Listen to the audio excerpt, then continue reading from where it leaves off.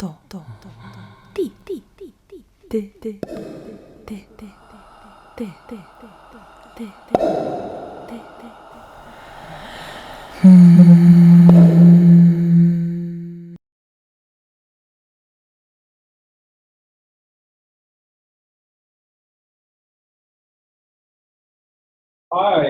Hi, Hi. James. How are you? I'm doing fine. I'm a bit frazzled. It's been a lot of practice hours towards the show, the Idol show. Been rehearsing pretty much, well, close to every day this past month. So I'm bordering on exhaustion. Yeah, but I'm happy to be here. Yeah, I mean, it's nice to sort of like dialogue around these things rather than just let it float in the air, which is good also. And I mean, and I don't think this is an individual for like dialogue, but I would ask you right away, sort of like just the word how you provoke. Uh, you know, I mean, it may be sort of something appropriate, but I've heard it is a word that's used in Haitian people. But obviously, we always appropriate things, and that's what we do in the Black world. We grab and it's taken. It's something. Why? What is that? Why did you take that? Well, Igobo is, well, the Igobo that's coming up starting September 11th. This is the third iteration of what could now be called a series, I guess, although it's not my intention to start out. But, yeah, Ibobo, I don't know how it came up. It's a word that conjures up a lot, of course, in Haitian do. So it could be, one might want to say that it's an equivalent of amen for Christians. And so that's it. Ibobo, and the rest of the title is a bit complicated. But yeah, essentially, like when I refer to Ibobo, people who are in the know that it's like this performance piece I've been developing over the years with performers, mostly who are in the House of Barbara. And what's the House of Barbara? The House of Barbara is a multidisciplinary house in Montreal. It came about via ballroom culture. I don't come from ballroom. It's not. It wasn't part of my trajectory, if you will, up until a few years ago when people at Sony Carol Popolo asked me to put on something. I think in 2016 or 17, and I decided that it would be nice to have an event that centers Black, queer, and trans people. And from there, I realized that like some, like a few pockets in Montreal had been organizing around ballroom culture, which originated in New York back in the 60s. And from there, it's just like been a series of events, not just organized by myself. Alize Ognewi has also been organizing a few, and so organically, like a lot of people started referring to me as Mother L, being like for a while the main ballroom event organizer.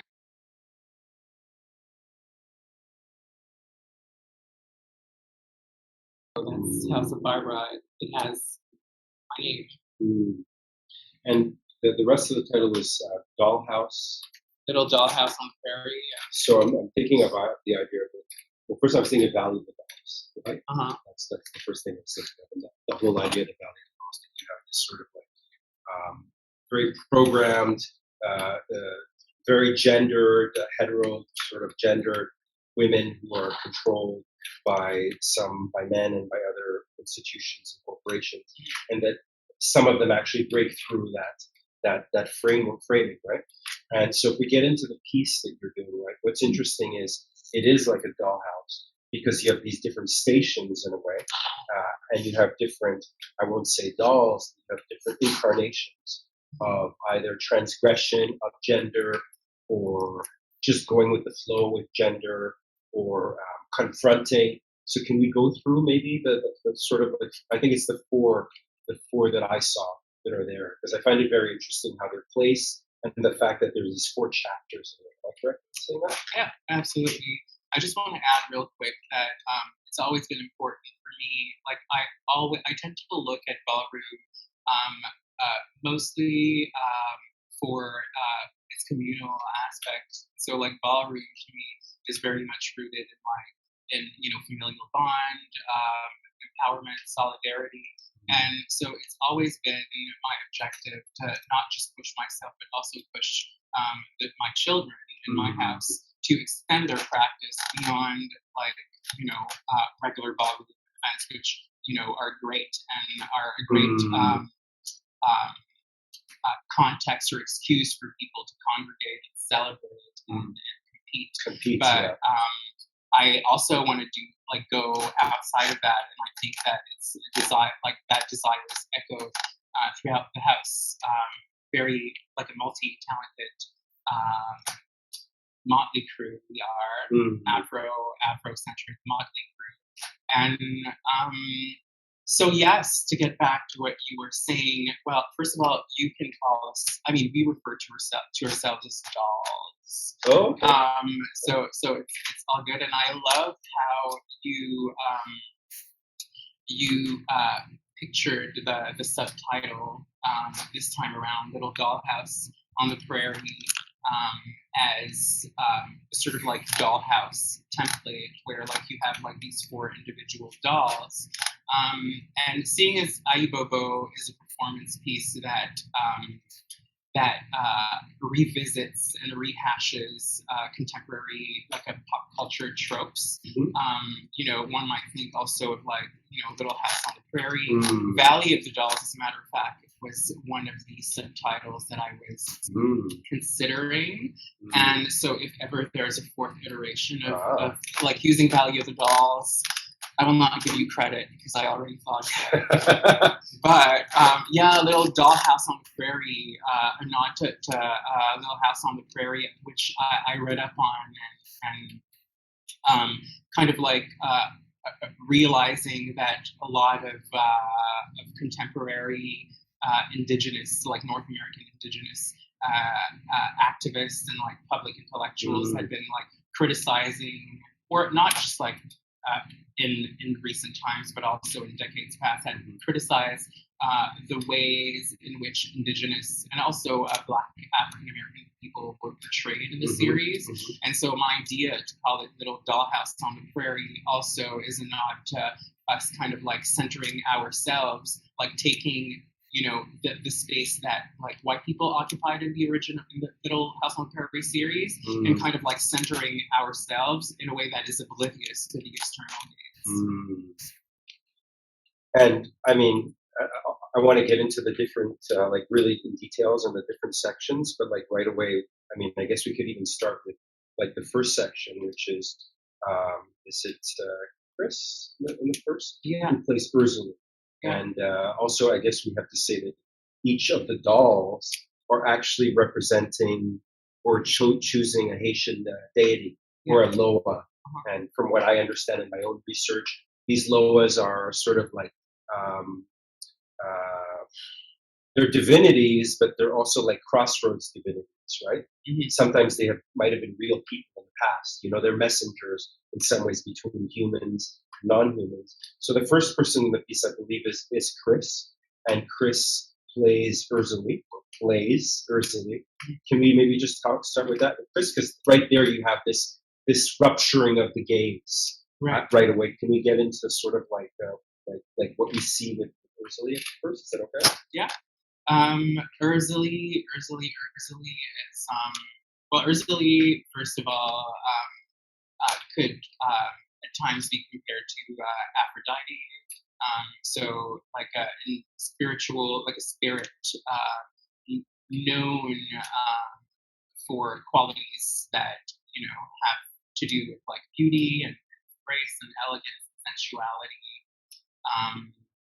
And it's Chris's third time embodying the spirit of Urzuli.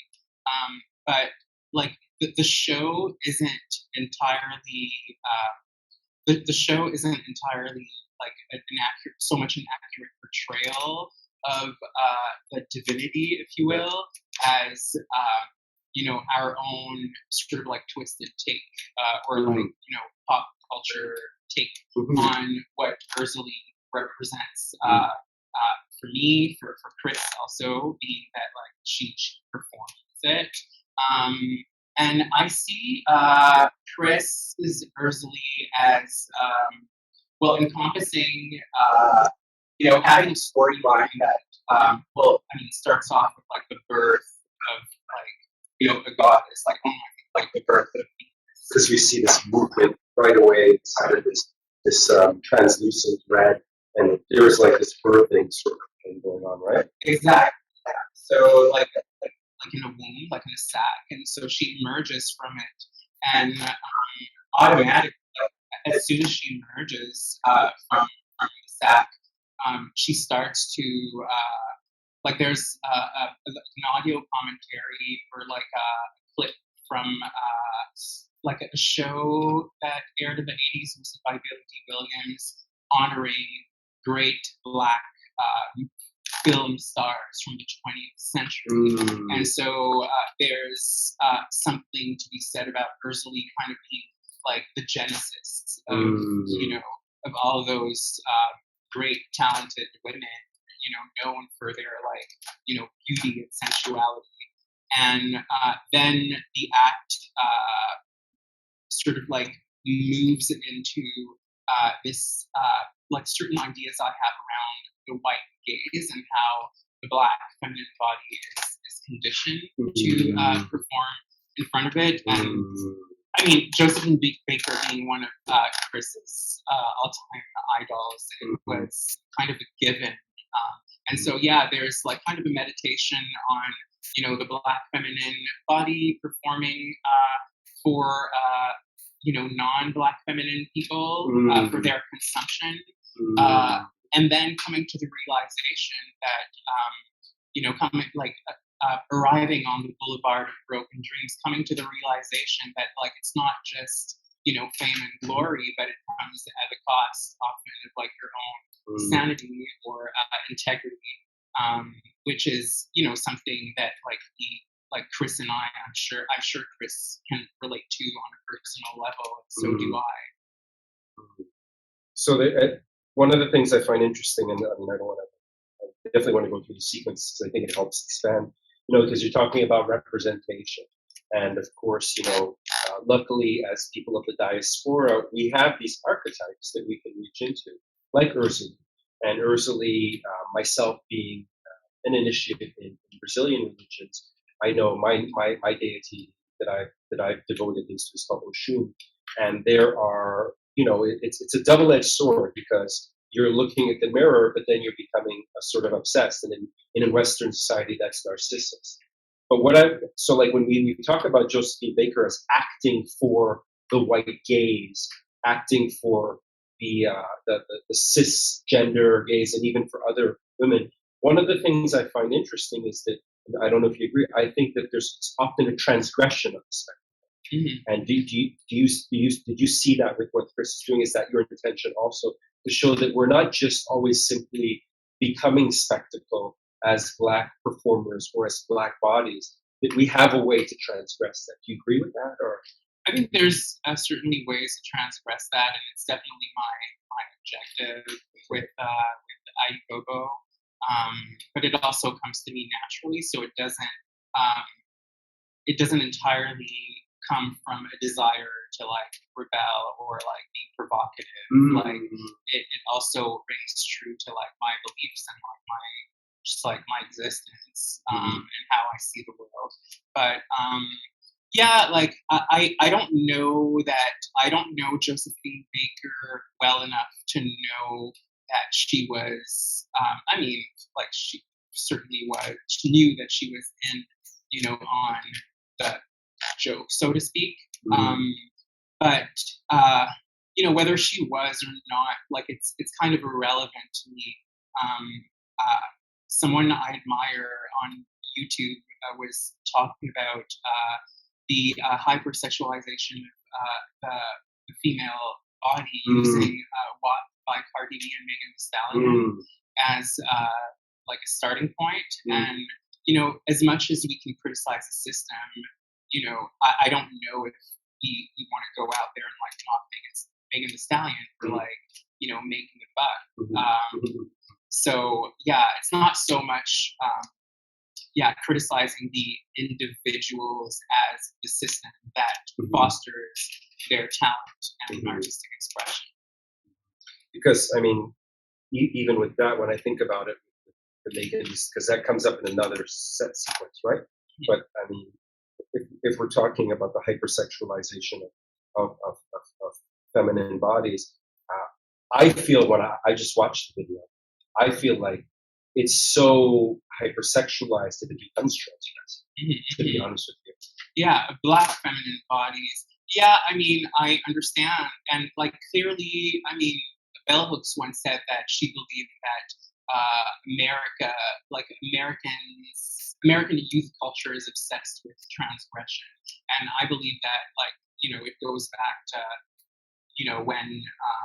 when companies started marketing products or creating products that were specifically intended for like an age demographic or an age group,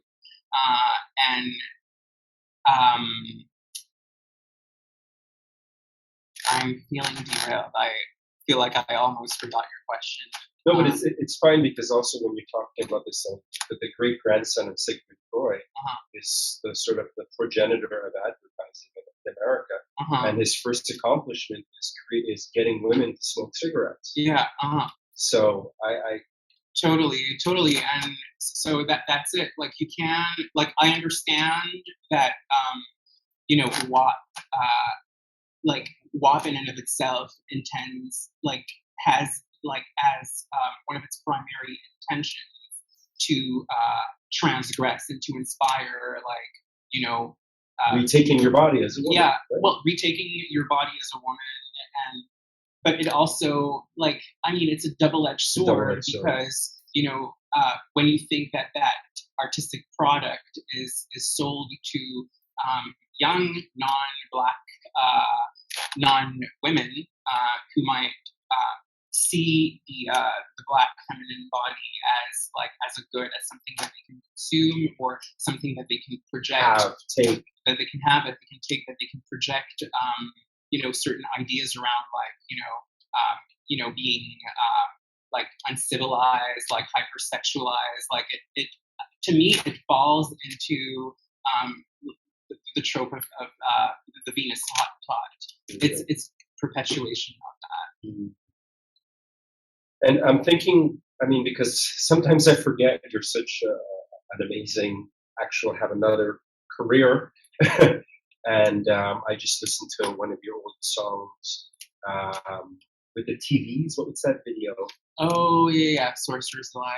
You look gorgeous in that, by the way. Thank you. Yeah, I always cringe a little when people mention my old stuff because it was under a different name, especially as it relates to the videos and also the way that I sang. But it's very much part of my, it's out there. I can't delete it. But yeah, Sorcerer's Delight was a fun cover to make.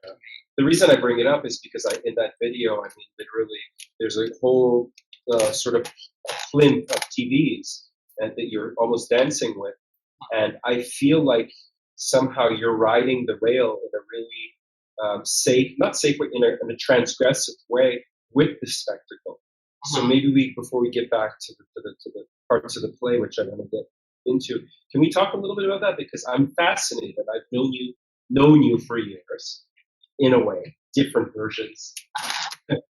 And what I found interesting there is that you're almost hugging the television. You're playing inside of the spectacle because there's the TV and you're almost inside of the celluloid, but you're comfortable and it's transgressive. Your voice is so gorgeous in that. It's really good. Can we talk about El Barbara and this game you play with the spectacle, this fascination with the spectacle where you're walking on it, but also trampling it and also loving it? Can we Yeah. Uh, If it's a question at all, I'm just fascinated because I think it works. yeah. Thank you. I don't know. Like I started making music, and I've always wanted to have like this sort of like holistic approach to music, where you know, there's like your musical expression can encompass like commentary, fashion, uh, music videos, like you can play with gender. Like there's so many things that you can do with music because it's not just like an audio form. It's like multimedia and even like beyond media. But yeah, I don't know. Like I sort of like came into music kind of just wanting to make music and videos, and I realized that what I had first intended to do, which was to sing songs the same way that like any singer. I don't know. Like I didn't set out to like uh, make or how would I describe it? I didn't set out to like be like to have such like an intellectual approach to what I was doing. It's personal, and so yeah.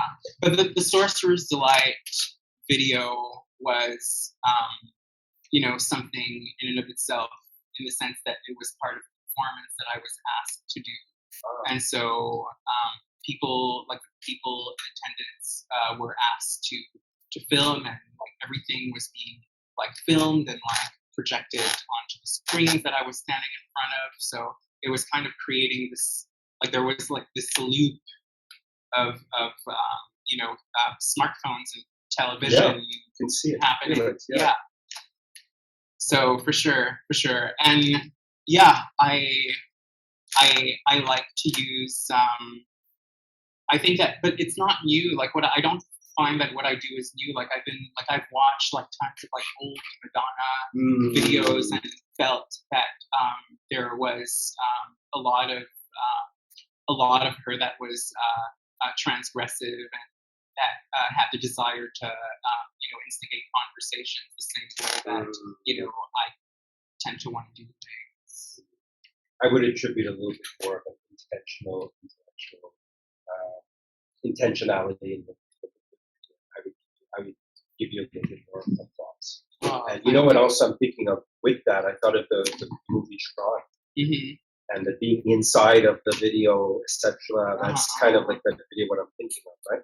Yeah. And I mean, I guess while we're on that, we can maybe get back to sort of the Ayibobo, because obviously we're talking about the consumption and the production of cultural production and pop culture. So maybe we can get into sort of other parts of Ayibobo. So obviously we start with Chris and the birth of Guzuli, the goddess of love. Hold on a second. Can we turn the fan or like the AC on? It's like.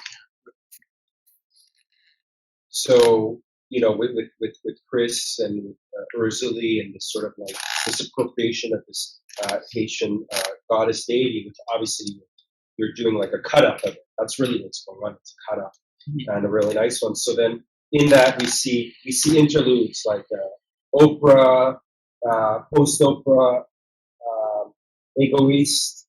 Can we maybe just talk about a few things like that? It's like Oprah, Egoist, the TV interlude. Can we maybe just gloss over the fact of at least one of these pop culture references and why they're important to bring into this conversation about representation? Right.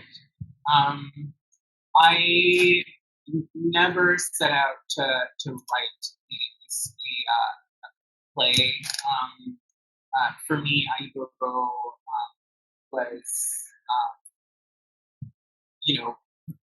was, perhaps even post-modern, in that I would make use of, pop culture cornerstones or like existing clips in order to weave a narrative that that explores certain ideas I have around my intersectional experience as a gender non-conforming femme. Black person who grew up in the cultural dichotomy that is Montreal, Quebec, Canada, whatever you call it, like that linguistic dichotomy. So, and also like being heavily informed by like my like what was passed on to me by my parents and like my ancestors, like and also like American media, which has always taken up like a big space in my life. And so yeah, like there's like the Oprah skit that uses part of an like a episode that she did on gay rights back in the 90s. There's like the America's Next Top Model skit. With Tyra Banks. Tyra Banks, like yeah, that also returns from last year, which is sort of like a thought on the spirit of like the family spirit that is born out of ballroom or out of like gay, trans, and queer mentorship. So yeah, like because there's that moment where she's confronting one of the contestants who she feels has just kind of just like taken the competition seriously. And you and I, we've talked about this, where Tyra becomes like a house mother, a dollhouse. Absolutely, absolutely. So it's like the whole narrative can seem a bit discombobulated, but it really makes sense to me, and it really made sense to the people like on the production team who read it. You know, everything is sort of like so far I find like you know, weaved perfectly. And so yeah, there's the performance of the Black and like perception of the Black feminine body, and it goes into the spirit of Marasa, who is performed by Ronnie. Yeah. And the spirit of Marasa, which means twins,